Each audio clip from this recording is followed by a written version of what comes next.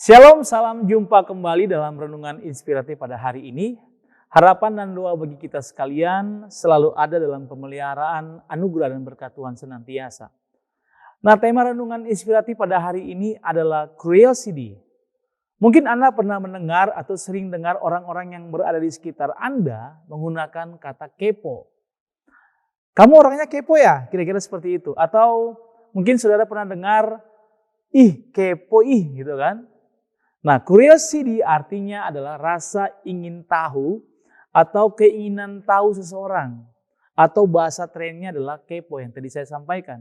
Arti kepo dalam Kamus Besar Bahasa Indonesia adalah rasa ingin tahu yang berlebihan tentang kepentingan atau urusan orang lain. Nah, kepo adalah kalimat singkat dari knowing every particular object atau mengerti setiap bagian dari sebuah objek. Bahkan bagian yang paling kecil sekalipun. Nah, kata ini sering digunakan untuk menyebut orang yang serba ingin tahu tentang seseorang. Apa yang dilakukan oleh orang itu sampai ke bagian-bagian yang paling kecil yang dilakukan oleh seseorang. Pengen tahu dalam segala hal tentang orang tersebut. Dan bahkan dalam grup-grup komunitas tertentu, di antara member yang ada, seakan-akan berlomba untuk menjadi nomor satu dalam hal kepo ini. Sehingga ketika ditanya atau tidak, dia akan mencari info tentang seseorang. Sampai tadi saya katakan pada bagian-bagian yang kecil sekalipun. Yang orang lain belum tahu, dia sudah tahu duluan. Orang yang kepo ini sudah tahu. Datanya itu lengkap, saudara. Curiosity can be defined as a strong desire to know something. Keingintahuan bisa didefinisikan sebagai keinginan atau kehendak atau kemauan yang bersemangat, atau dengan kata lain hasrat yang kuat. Tadi ada kalimat strong desire untuk mengetahui. Hasrat yang kuat untuk mengetahui. Pertanyaannya adalah mengetahui apa? Mengetahui segala yang tidak penting untuk diketahui. Mengapa saya katakan tidak penting? Karena manfaatnya untuk saudara apa? Apakah ada positive feedback untuk saudara? Kalau ada, silakan untuk saling melengkapi dan bertumbuh ke arah yang jauh lebih baik. Tetapi biasanya kepo ini berhubungan dengan hal-hal yang negatif dari kehidupan seseorang. Nah, firman Tuhan berkata seperti ini dalam Matius 7 ayat 3 sampai selanjutnya. Mengapakah engkau melihat selumbar di mata saudaramu, sedangkan balok di dalam matamu tidak engkau ketahui?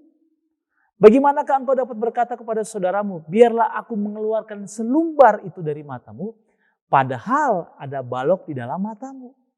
Hai orang munafik, ayat yang kelima, keluarkanlah dahulu balok dari matamu, maka engkau akan melihat dengan jelas untuk mengeluarkan selumbar itu dari mata saudaramu.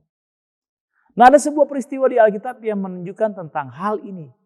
Peristiwa Petrus dan Yesus. Dalam Yohanes 21 ayat 20 sampai 23. Kalau saudara baca, judul perikop dari pasal ini adalah murid yang dikasihi Yesus. Saya akan bacakan buat saudara pada hari ini. Yohanes 21 ayat 20 sampai 23 dalam terjemahan bahasa Indonesia yang sering kita baca.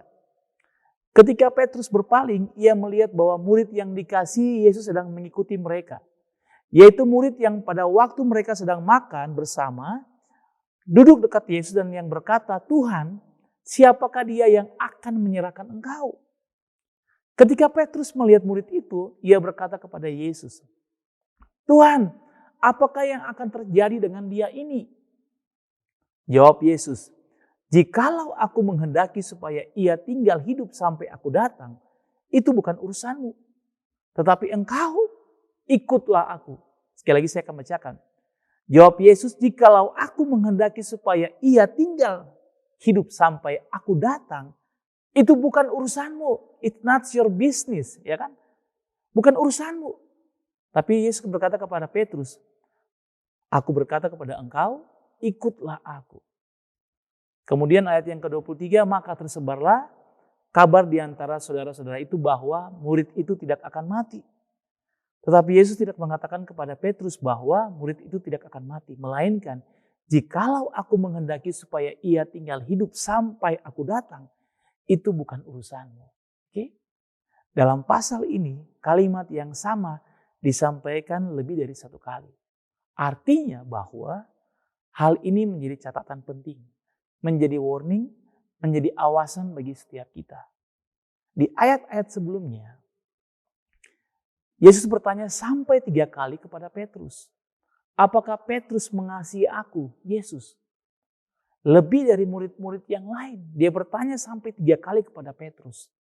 Bahkan di ayat 18 dalam pasal yang sama, Yesus memberitahukan kepada Petrus sedikit tentang masa tua dan kematiannya.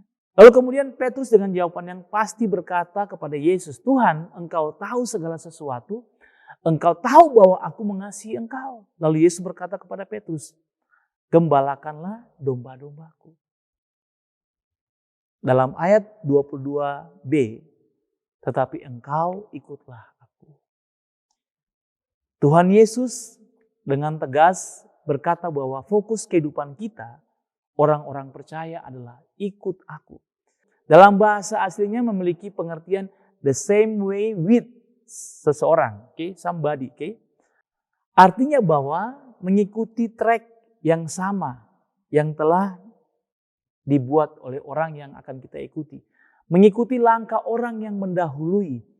Dan kita bersedia bergabung untuk menjadi pengiringnya. Setia untuk menemani. Bersedia didisiplin untuk menjadi murid. Nah, sesungguhnya mengikut Tuhan adalah kesediaan kita untuk hidup mengikuti aturan dan teladannya Tuhan. Untuk dapat mengikuti Tuhan, maka dibutuhkan yang namanya kesetiaan. Katakan kesetiaan. Dan kebersediaan kita untuk dididik secara disiplin menjadi muridnya. Oke? Mengikut Tuhan juga perlu disertai dengan yang namanya kesetiaan sehingga dalam keadaan apapun kita tetap mampu mengiring dan menjadikan hidup kita satu seturut dengan firman-Nya. Nah, apa yang dapat kita pelajari dari kisah Petrus pada hari ini? Petrus adalah salah seorang murid yang mengalami hal-hal luar biasa bersama Yesus. Di antara murid-murid Yesus, hanya Petrus satu-satunya yang bisa berjalan di atas air karena imannya. Oke? Tetapi Petrus yang hidupnya telah dipulihkan dan diberi tugas untuk mengembalakan domba-domba, ternyata mempunyai namanya rasa kepo tadi, rasa ingin tahu tadi. Ia penasaran apa yang akan terjadi pada salah seorang rekan pelayanannya. Oke, makanya dalam ayat 21 tadi Petrus bertanya kepada Yesus, Tuhan, apakah yang akan terjadi dengan dia?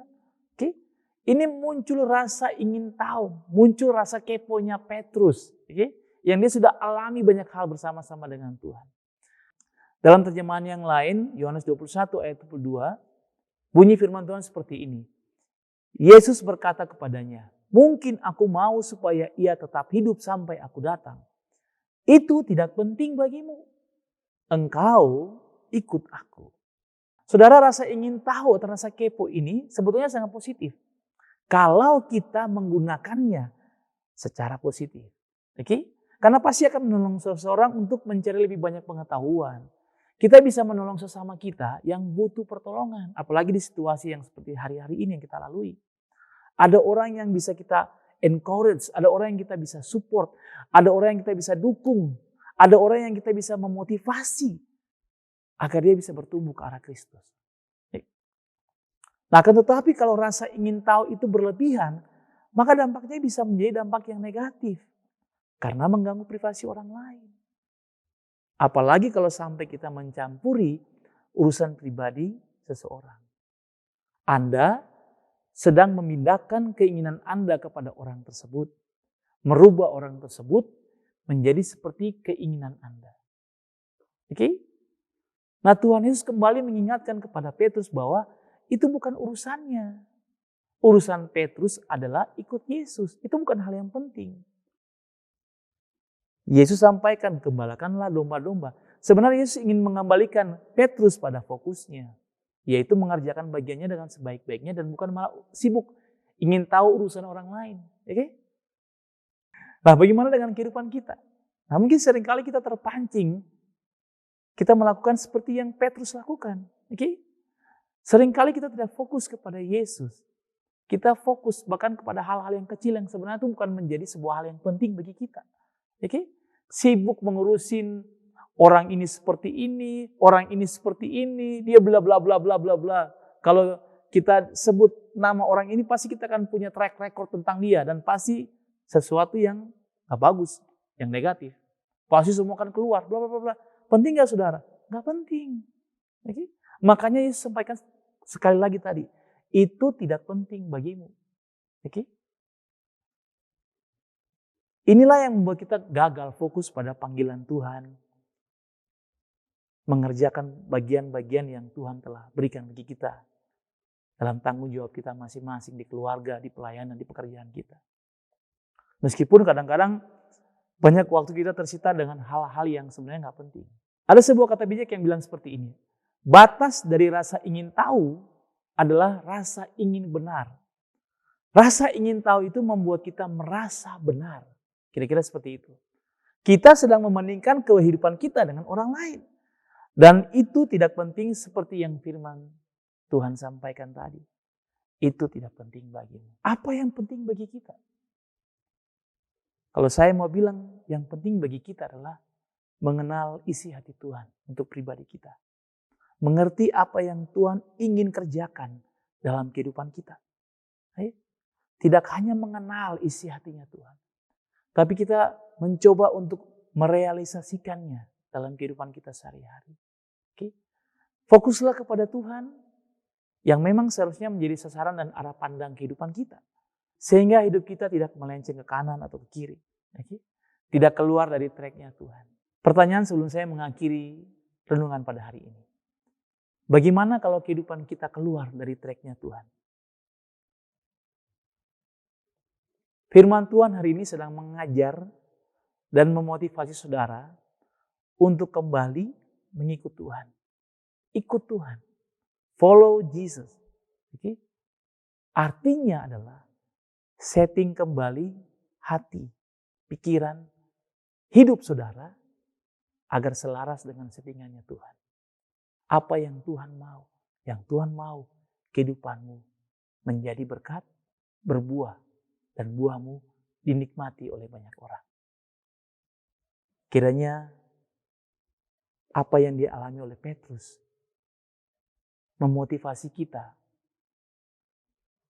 untuk rasa ingin tahu kita, rasa curiosity kita, itu hanya untuk mencari Tuhan.